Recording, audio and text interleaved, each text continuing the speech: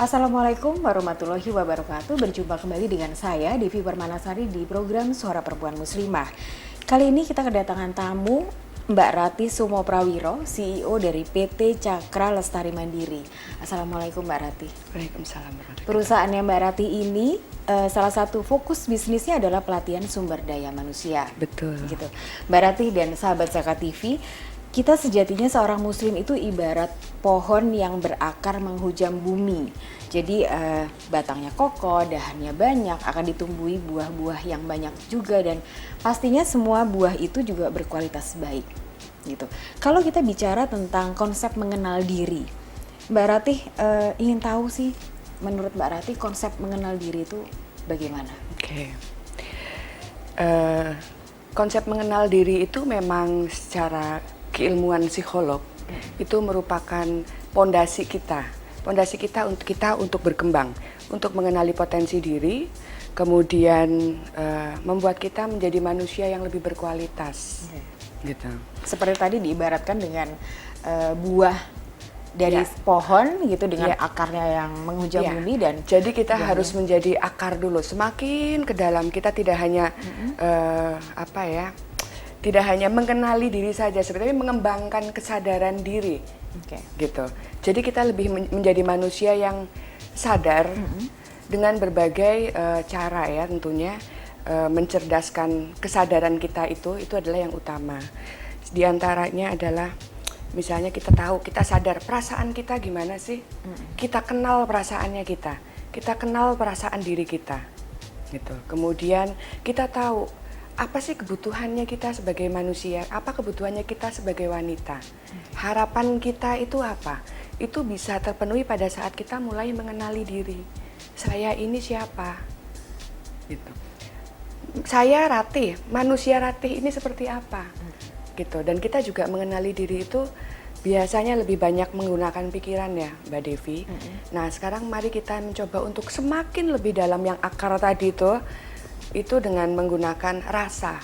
Jadi kita mulai menggali rasa-rasa pada saat saya menjadi Ratih, pada saat saya menjadi Mbak Devi. Nah, itu yang tapi kadang-kadang Mbak Ratih, apalagi sebagai perempuan gitu ya, kadang ada ingin mengekspresikan begitu. Begitu kita mengenal rasa yang kita rasakan itu ya gitu, ada rasa sedih, mungkin ada rasa khawatir.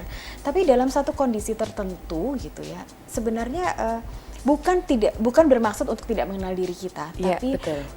Mau tidak mau kita dalam kondisi yang harus memerangi rasa khawatir itu, gitu. Karena kita harus mempositifkan. Itu bagaimana? Apakah itu seperti pengingkaran diri begitu?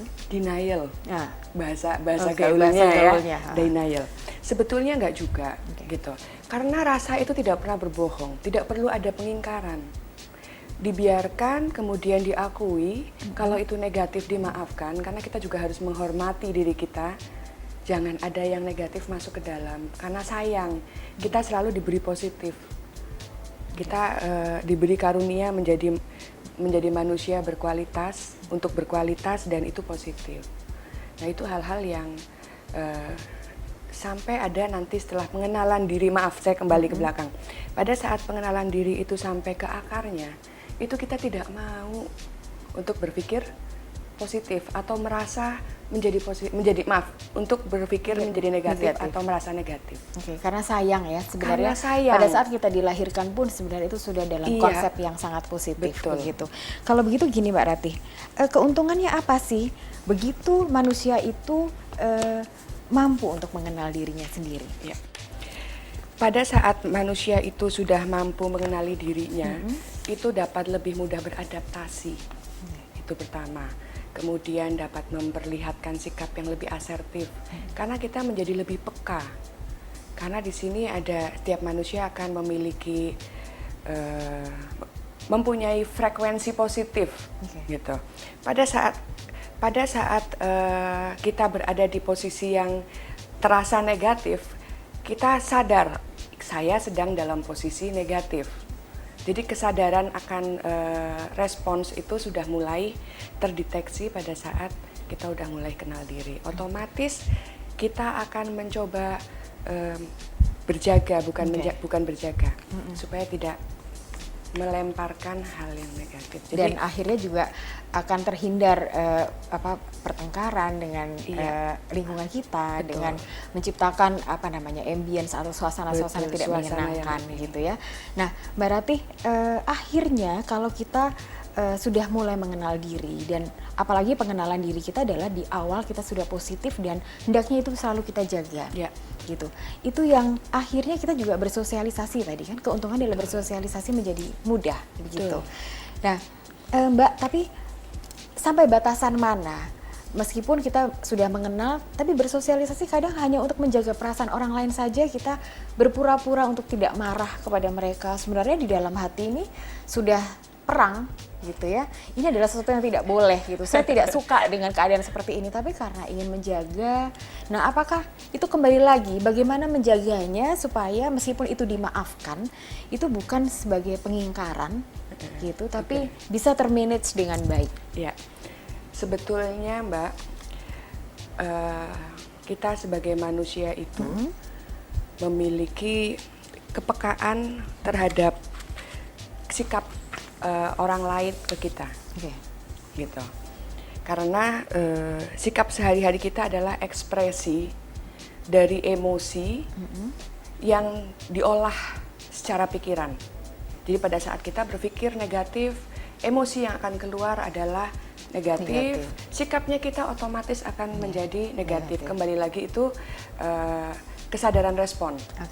Berarti apa yang kita pikirkan, apa yang kita rasakan, kita juga akan menarik sesuatu yang sama gitu ya. Iya, otomatis. Jadi kalau kitanya positif, kita juga akan selalu menarik positif. Kita optimis, yang kita tarik itu adalah sesuatu yang positif. Betul. Optimis gitu. Nah, Mbak Ratih ini sudah sering mengadakan pelatihan-pelatihan SDM.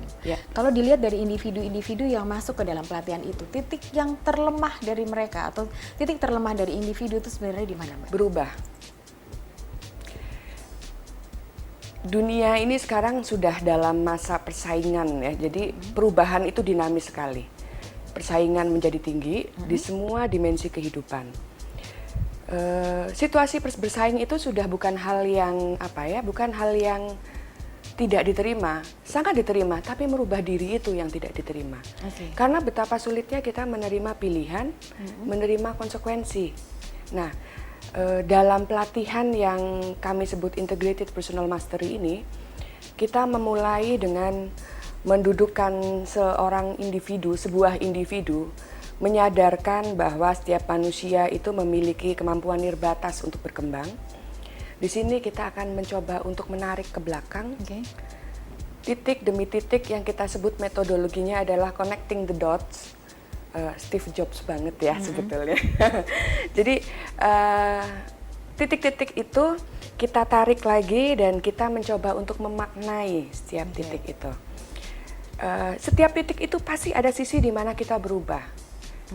Dan perubahan itulah ternyata titik terlemah manusia, karena dia seperti seakan-akan jadi enggan untuk berubah. Enggan untuk berubah, apalagi kalau tahu ada resiko atau konsekuensi yang harus diterima yang dia tahu ini akan membuat dia misalnya gitu jadi ya. Rugi atau jadi gimana.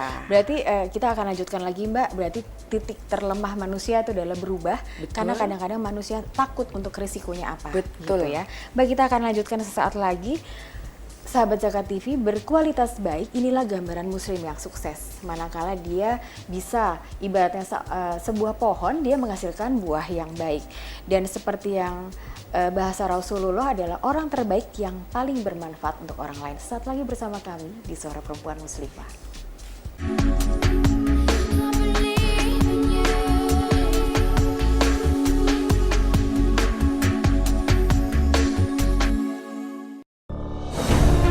Ketika keindahan dunia merebak keselarasan, berbagi kemesraan.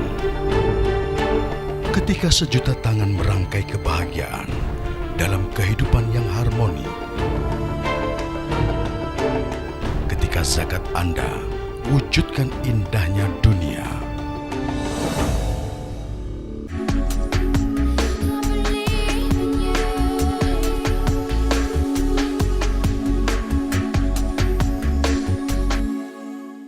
Sahabat Zakat TV, kita lanjutkan perbincangan menarik kita dengan Mbak Ratih. Mbak Ratih, tadi Mbak Ratih sudah singgung di depan bahwa titik terlemah dari individu itu adalah kemauan untuk berubah gitu. Karena kadang-kadang ketidaksiapan untuk menanggung risikonya. Sampai ada risiko tersedih adalah misalnya apa yang kita miliki diambil kembali oleh sang pencipta gitu. Nah, Mbak Rati sendiri ada pengalaman atau Mbak Rati pernah menghadapi hal tersebut, Mbak? Banyak, Mbak Devi. Alhamdulillah. Oh iya. Perubahan itu sebetulnya berkah, gitu ya. Karena hanya dengan perubahan kita bisa mengambil kesempatan yang terbaik. Tanpa kita berubah ya kesempatannya itu lagi. Gitu. Ceritanya gimana, Mbak? Jadi begini, saya dulu hanya bercita-cita untuk menjadi seorang ibu rumah tangga. Ternyata dalam perjalanannya sudah ditakdirkan menjadi perempuan yang bekerja di luar rumah, atau memang tanpa sengaja saya memilih untuk bekerja di luar rumah, saya juga kurang tahu. Tapi menurut saya sih, saya membangun basic untuk bekerja di luar rumah tanpa saya sadari pada saat itu. Pada saat saya bekerja, saya berada di lingkungan yang sudah nyaman. Karena saya memiliki seorang ibu yang menjadi guru saya, yang juga tempat saya bertanya, dan dalam pekerjaan memang akhirnya menjadi ibu kedua buat saya. Saya banyak diajar oleh beliau, sampai akhirnya pada saat saya sudah mulai berada di batasan di mana saya rasanya mulai mengenal diri saya pada waktu itu. Saya ingin mempunyai sesuatu yang bisa saya lakukan lebih. Lebih itu maksudnya apakah ingin berkarya untuk orang lain lebih banyak? Ya, atau betul. Apa yang diperoleh jadi lebih banyak begitu? Saya ingin belajar lebih banyak, gitu. Belajar lebih banyak itu karena SD-nya rasanya sudah harus dituntaskan ini, gitu. Saya butuh SMP, saya butuh. Akhirnya saya mohon izin dan saya agak sedikit nekat waktu itu, kalau menurut teman-teman nekat, karena dari sebuah lembaga pendidikan saya pindah ke IT, perusahaan IT yang berbeda, yang biasanya saya bertemu klien-klien yang indah-indah, yang rapi-rapi gitu kan. Tiba-tiba saya ketemu dengan para teknisi-teknisi IT yang mungkin tidur pun tidak pernah, mandi pun di kantor gitu ya. Dan Anda harus menghadapi itu. Dan saya harus bersama dengan beliau dengan bahasa IT yang saya tidak tahu. Apa yang Anda lakukan? Yang saya lakukan adalah saya mencoba untuk belajar, saya mendekati, bergaya sama, beradaptasi, bukan bergaya sama, tapi saya lebih mencoba untuk beradaptasi karena saya tahu teman-teman di IT tidak mungkin mengikuti saya. Jadi akhirnya saya yang menjadi orang IT gitu. Pada titik tertentu secara kesadaran lagi bahwa kemampuan kompetensi berkaitan dengan IT saya bisa membuat masalah teman-teman, akhirnya saya mengundurkan diri, gitu. Saya mencoba mengundurkan diri, kemudian itu karena kesadaran Anda bahwa itu adalah bukan kalau saya bidang. tetap stay di sini, itu akan merusak lingkungan saya, karena ngajarin saya bahasa IT itu buat saya, aduh, apalagi ya ini setiap hari berbeda, sampai saya mesti dikursuskan secara khusus, gitu, dibuat training secara khusus. Jadi dengan arti lain, ada kata lain bahwa apa yang ditakutkan oleh lingkungan saat itu kamu nggak akan mampu, itu terbukti? Mungkin untuk kompetensi satu yang satunya lagi, untuk membangun jaringan marketing, untuk membuat sistem mengenai pemasaran, kebetulan itu yang saya lakukan selama ini, itu berhasil.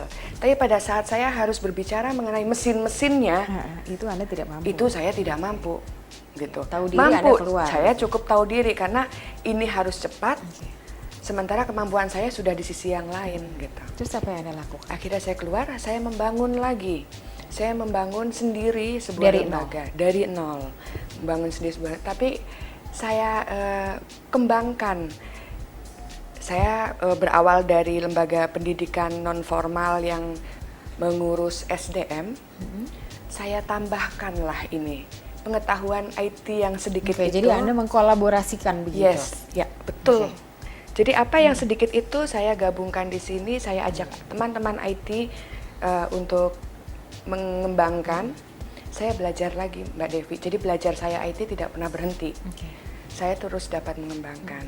Dan berarti di situ Mbak Rati bisa memaknai apa yang dipunya di awal ditambahkan apa yang dipunya kemudian. betul. Jadi bukan berarti sebuah kegagalan itu kita Bukan. tinggalkan. Tidak. Sahabat Zakat TV satu pengetahuan lagi, pengertian dasar bahwa ternyata apa yang kita dapat itu semuanya pasti berguna. Betul. Sekecil apapun. Betul. Begitu. Tapi bagaimana kita bisa memaknai itu? Ya.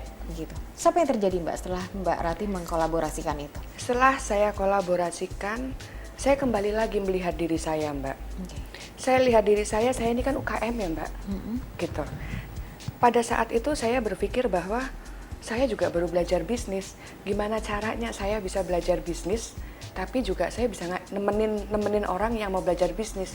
Saya buat program kewirausahaan. Akhirnya kan ada pengajarnya, pengajar para bisnismen ini yang baru-baru ini, teman-teman instruktur. Saya ikut belajar di dalamnya. Jadi tambah ilmu baru Tambah lagi. ilmu baru Jadi yang lagi. tadi SDM sudah dapat, begitu ya. Ya. Terus IT-nya dapat, dikembangkan, dikembangkan akan bisnisnya. mendapat satu lagi. Ya. Oke. Nah, terus apa yang Mbak Rati rasakan? Pada saat itu saya semakin merasa senang sekali karena jadi semakin banyak lagi yang dulu saya hanya mengetahui mengenai kompetensi atau kepribadian karyawan, individu gitu, pengembangannya. Saya tambah lagi, oh bisnis itu dimulai dari 1, 2, 3, 4. Oh, di dalam bisnis itu ada 1, 2, 3, 4. Banyak sekali, Mbak. Jadi itu buat saya pembelajaran itu bukan hal yang berhenti. Pembelajaran itu setiap saat, setiap waktu, setiap detikan nafas kita itu adalah belajar. Oke. Mbak, sekarang dari apa yang Mbak Rati sudah alami gitu ya, bahwa apa yang kecil ini diolah sendiri gitu ya. Begitu kita tahu bahwa kita tidak mampu, kita mundur. Mundur bukan berarti meninggalkan, tapi ada seperti retret begitu ya, introspeksi sejenak untuk mencari sesuatu yang baru. Betul. Gitu. Ada masanya kita memang harus menghentikan langkah sejenak. Kalau dalam program yang kita kembangkan sekarang di Cakra, kita ada Cakra Coaching namanya. Ya, itu adalah metode kita untuk berhenti di titik nol itu, kemudian kita melihat ke dalam diri atau semacam kontemplasi, kita berbicara dengan diri kita. Sama juga karena sebetulnya setiap manusia adalah bisa direfleksikan ke dalam organisasi. Gitu.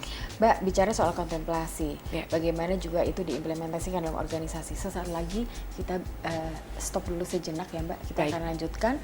Sahabat Zakat TV, belajar mengenal diri, prosesnya bisa lewat apa saja. Dari perbincangan kita dengan Mbak Rati, kita bisa mengambil banyak. Apa yang sedikit kita dapatkan, kita olah, kita kembangkan, akan mendapat sesuatu ilmu yang baru. Saat lagi bersama kami di Suara Perempuan Muslimah.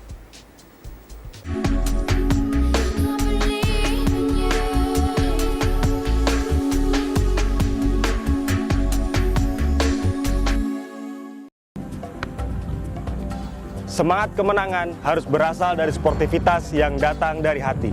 Saya Bawang Pamungkas, saya zakat di Dompet Duafa. Keluarga adalah sumber inspirasi saya. Kehangatannya datang dari hati. Saya Inneke Koesherawati, saya zakat di Dompet Duafa. Berbagi memudahkan rezeki, karena datang dari hati. Saya Ipo Santosa, zakat di Dompet Duafa. Dompet Duafa.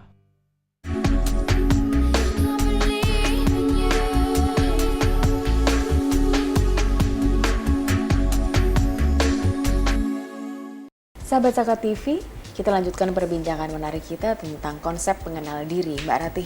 Tadi dengan kontemplasi, kembali kepada titik nol, gitu ya. Nah, di Cakra sendiri ini sudah sering membimbing dalam pelatihan SDM. Itu kan yang dibimbing tidak hanya satu orang, Mbak, tapi grup banyak sekali, gitu. Pada saat kontemplasi mereka, oke, kita kontemplasi kembali titik nol, tapi kan langkah mereka untuk mundur ke belakang itu tidak sama. Ada yang mungkin terlalu jauh, ada yang mungkin cuma setengah step saja sudah sampai begitu. Nah, itu bagaimana? Ada nggak pengaruh harus diselaraskan kah gitu, atau terserah mereka bagaimana caranya? Jadi kami memang mendampingi setiap peserta itu step by step. Jadi titik mundurnya itu memang bersama-sama kita bawa bersama, connecting the dots-nya maju ke belakang, kemudian maju lagi ke depan, itu bersama-sama dan kita dampingi. masing-masing akan mengalami reaksi atau respon yang berbeda sesuai dengan apa yang peristiwa yang terjadi ya. Karena kita akan membawa teman-teman peserta itu seperti sebuah pagelaran atau kita berada di gelanggang kelurahan gitu. Sekarang dan ke belakang kita ada di gelanggang kelurahan. Ke depan kita mau ke Liga Utama. Yuk. Setelah kita sudah di gelanggang kelurahan, memulai gelanggang kelurahan, maju ke depan kecamatan sampai kabupaten. Nah, di titik ini adalah kita titik di Liga Nasional. Kita mau ambil ke Liga Utama yang di apa tuh Mbak ya, Eropa atau apa? Saya kebetulan saya bukan penggemar bola. Tapi di titik itulah kita bersama-sama menentukan tujuannya masing-masing. Jadi personal touch memang kita bawa di sini, Mbak. Nah, kalau begitu, kalau tadi seperti cerita pengalamannya Mbak Ratih gitu ya, atau teman-teman yang sudah dibimbing untuk pelatihan SDM-nya agar dia menjadi kualitas hidup yang mempunyai kualitas hidup lebih baik. Begitu dia mengenal konsep dirinya, apakah menjadi lebih mudah untuk merumuskan cita-cita mereka, Mbak? Iya, betul. Itu pun kami akan mendampingi lagi. Setelah kembali ke titik yang sekarang, gitu, kemudian ingin menuju ke depan yang seperti apa? Karena pada titik ini sudah mengenali dirinya, mengenali tujuannya, gitu. Kita akan bantu kita akan bantu mendampingi cara mencapai ke depan itu bagaimana. Nah, untuk Mbak Ratih sendiri, pertanyaan simpel saja, di era global ini bagaimana pengamatan Mbak Ratih dengan teman-teman yang di Cakra itu, sebenarnya sebaiknya bagaimana sih muslimah itu harus mempersiapkan dirinya dia supaya dia juga tidak terbelakang atau dia tidak hanya menjadi orang yang berperan dalam keluarga gitu, atau kadang-kadang juga sebagai perempuan merasa kok aku perannya cuma segini ya gitu. Apa yang harus mereka lakukan, Mbak? Ya. Satu, sebetulnya banyak sekali teman-teman juga yang kok saya cuman jadi ibu rumah tangga. Alhamdulillah itu berkah. Saya nggak kesampaian sampai sekarang jadi ibu rumah tangga gitu ya. Alhamdulillah saya juga ada di posisi seperti sekarang karena saya bisa berteman dengan bisa mengisi gitu. Jadi menurut saya tidak ada yang cuma segini, itu tidak ada. Jadi semua punya peran. Kita harus merubah, ya, karena semua orang itu mempunyai peran untuk berkembang. Jadi kalau sudah cuma segini, ya marilah mengembangkan diri bersama-sama. Kami siap loh untuk menemani, kami siap untuk mendampingi. Gitu. Yang kedua, berkembang dan mengembangkan diri itu pilihan. Allah itu sudah memberikan kita tools lengkap, gak ada yang kurang. Hanya kita tahu atau tidak tahu, kita mau tahu atau tidak mau tahu. Meskipun ada saudara-saudara kita juga punya keterbatasan fisik sekalipun. Betul, sekalipun. Kadang-kadang beliau-beliau itu justru lebih tough ya. Gitu. Meskipun tough atau tangguh itu nggak cukup, Mbak Dewi. Tapi mempunyai rasa itu adalah utama. Rasa yang positif ditambah dengan tangguh itu, dan bisa berpikir secara secara menyeluruh positif. Insya Allah itu dahsyat luar biasa. Yang ketiga, untuk wanita muslimah, teman-teman muslimah itu sekarang itu banyak sekali marak emansipasi. Nah, batasan emansipasi ini, Mbak, yang kadang-kadang. Kalau buat saya sendiri, saya lebih melihat posisi wanita itu kita kembalikan lagi ke Adam dan Hawa. Gitu. Wanita itu tulang rusuk ya, diambil dari tulang rusuknya. Jadi sebagai supporting itu dalam rumah tangga. Ya, kalau ibu saya selalu bilang, jangan berbuat baiklah, bersikap baiklah terhadap suamimu. Gitu. Itu satu. Kemudian di dalam perjalanan profesional pun, dalam bekerja pun, tetap ada batasan-batasan menurut saya yang tidak semua wanita itu harus menjadi laki-laki, enggak. Jadi tetaplah kembali ke kitanya, komitmen kita sebagai wanita itu apa. Gitu. Jadi posisi, jadi tetap ya Mbak, tidak melanggar aturan. Tidak jadi melanggar tetap aturan. juga memposisikan pria sebagai pemimpin. Sebagai pemimpin, dan dalam rumah tangga sebagai pemimpin ya. Kalau misalnya dalam pekerjaan itu kembali lagi ya, kita nggak bisa milih pimpinan. Kalau misalnya kebetulan Mbak Devi yang mimpin perusahaan, anak buahnya semuanya pria, tapi yang pria mau menjadi anak buah Mbak Devi, lain lagi ceritanya Mbak. Gitu. Tapi biar bagaimanapun juga tidak pernah ada seorang pemimpin yang berjalan sendiri. Gitu. Apalagi wanita pasti banyak kesibukan, punya di rumah mesti nungguin, keluarga nggak mungkin berjalan sendiri. Gitu. Jadi tetap harus ada sinergi antara pria dan wanita. Pemimpinnya dengan timnya gitu. Iya. Nah Mbak, sekarang untuk meningkatkan keterampilan, banyak juga perempuan-perempuan juga mungkin yang kalau yang di kota besar mungkin sudah terbuka pemikirannya, tapi bagaimana yang di daerah-daerah, mereka seakan-akan kayak kesempatan mereka untuk ya terang aja kamu tinggal di kota besar, saya gitu. Benar sekali Mbak Devi. Faktanya bagaimana? Benar, saya pernah jalan, saya pernah ada di ujung Pulau Jawa, menyeberang sedikit ke arah Madura, ujung Madura ke sana lagi, gitu kan ya. Apa yang fakta apa yang Mbak? Faktanya adalah kita masih menemukan teman-teman wanita yang belum bisa berbahasa Indonesia, gitu. Dan pada saat kita hadir di sana, betapa senangnya ketemu orang Jakarta, gitu. Dan menjadi senang sekali pada saat kita ajak diskusi, karena ternyata diskusi itu jarang sekali dilakukan di sana. Gitu. Mereka datang berbondong-bondong menggunakan bak terbuka, hanya untuk mendengarkan kita diskusi. Kita ngobrol hal yang sepele. Yuk ibu-ibu, gimana caranya kita mendukung suami, kita mendukung perekonomian keluarga. Kita hanya 10.000 deh sehari. Tapi kemauan mereka datang itu pun sudah menunjukkan bahwa itikat untuk bahwa dia tahu peranannya dia. Betul.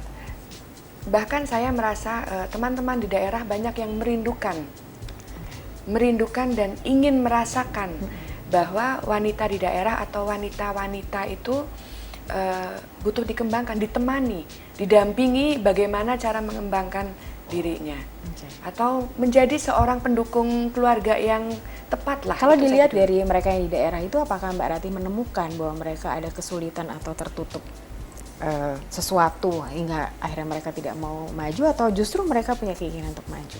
Saya melihat mereka sebetulnya ada keinginan untuk maju, meskipun pada saat prakteknya itu tidak semudah itu, karena ada nilai-nilai. Kami menganggap, saya dan tim, karena beberapa kali terjun ke daerah, kita bilang ada penyakit sosial, dendam kemiskinan. Jadi pada saat itu hambatannya. Itu hambatannya.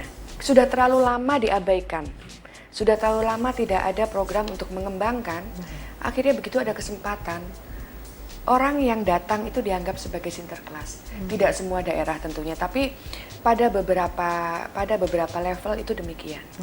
Nah Mbak, terakhir ada nggak tips gitu untuk sebelum kita mampu untuk mendampingi mereka secara langsung, tips untuk perempuan muslimah yang ingin mengembangkan dirinya dan mungkin mereka masih terikat dengan norma-norma sosial atau lingkungan yang ada di sekitar mereka, apa tips yang bisa dibagi untuk mereka?